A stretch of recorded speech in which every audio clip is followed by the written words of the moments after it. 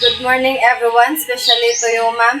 My topic is all about overview of dairy cattle production. First is the history of dairy cattle production. Dairy cattle production started thousands of years ago when early humans domesticated cattle mainly for milk, meat, and farm work.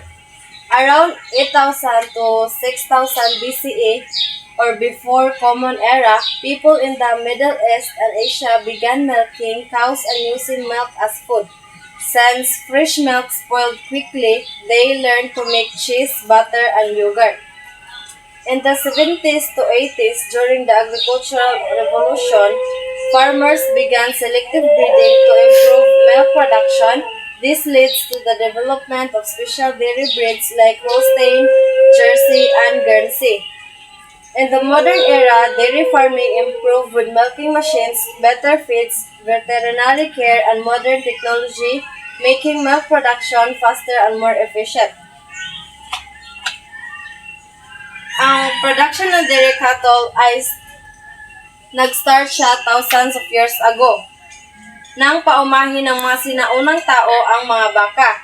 Ginamit nila ang mga ito para sa gatas, karne at pagtulong sa mga gawain sa bukid.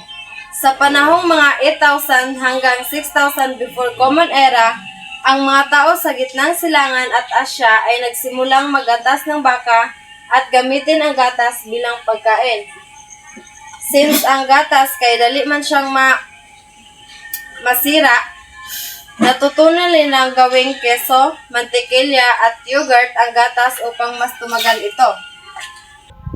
Pagdating ng 70s hanggang 80s sa panahon ng Agricultural Revolution, nagsimulang gumamit ang mga magsasaka ng selective breeding. Ang selective breeding mao ni siya ang pagpili sa mga baka nga naay high production ng gatas. Dahil dito, nabuo ang mga espesyal na lahi ng dairy cattle tulad ng Holstein, Jersey at Guernsey.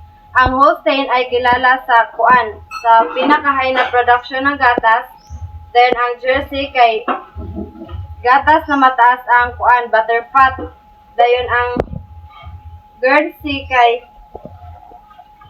siya, mayaman at masarap na lasa ng gatas.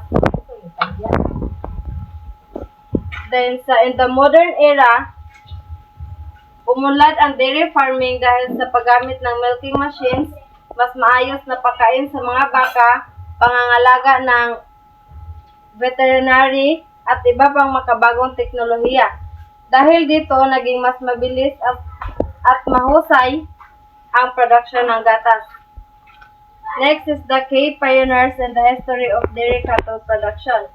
First is si Robert Bakewell, to year 1725 to 1795.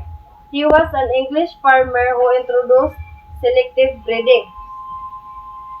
Mano siya ang selective breeding, mano siya ang pagpili sa mga baka nga naay nindot og karakteristik para makabuhat og mas taas nga quality sa gatas o karne. Next is si Louis Pasteur, 1822 to 1895. He discovered pasteurization. Ang pasteurization kay process ni siya sa pag-init sa gatas o para patyon ang mga bakterya para kanang safe siya imnon.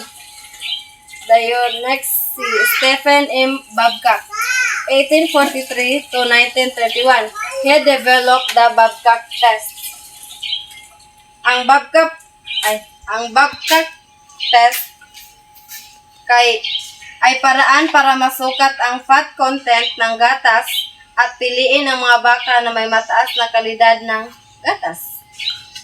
Next si Gally Burdin, 1801 to 1874.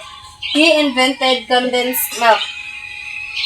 Ang condensed milk ay gatas na pinoproseso upang mas matagal maimbak ang gatas at mas madaling maipadala. Next is the importance of dairy cattle production. First is the source of nutritious food. Importante ang production ng dairy cattle kay naghatag ni siya masustansyang pagkaon sa mga tao. Ang gatas ay may mahalagang sustansya tulad ng proteins, calcium, vitamins at mineral na kailangan ng katawan upang manatiling malusog. Next is economic value. Ang economic value ay tumutukoy sa halaga o pakinabang na naibigay ng isang bagay sa ekonomiya, lalo na sa kita, trabaho at negosyo. Halimbawa sa dairy farming, kumikita ang mga magsasaka sa pagbebenta ng gatas at iba pang produktong dairy. Next is the food security. Sa dairy cattle production, nakatabang ni siya kay naghatag ni siya continue na supply ng gatas at iba pang produkto tulad ng keso, mantikilya at yogurt. Dahil dito, masigurado na may pagkain ng mga tao at nababawasan ang kakulangan sa nutrisyon sa komunidad. The next is agricultural benefits. Naka-benefits ni siya sa agricultural kay ang manure sa baka, pwede man siyang himuong organic fertilizer sa mga crops. Next is supports rural communities. Tumutulong ito sa mga magsasakang nakatira sa probensya na magkaroon ng kabuhayan at kita. Sa pag-atiman ng dairy cattle na nagkuhan sila sila regular nga trabaho para masuportahan ilang pamilya. Next is the types of dairy cattle production. First is the small-scale dairy farming.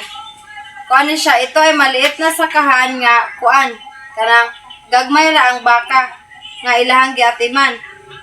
At ang gatas ay para sa pamilya at kaunting bintahan sa lokal na komunidad. Second is the commercial dairy farming.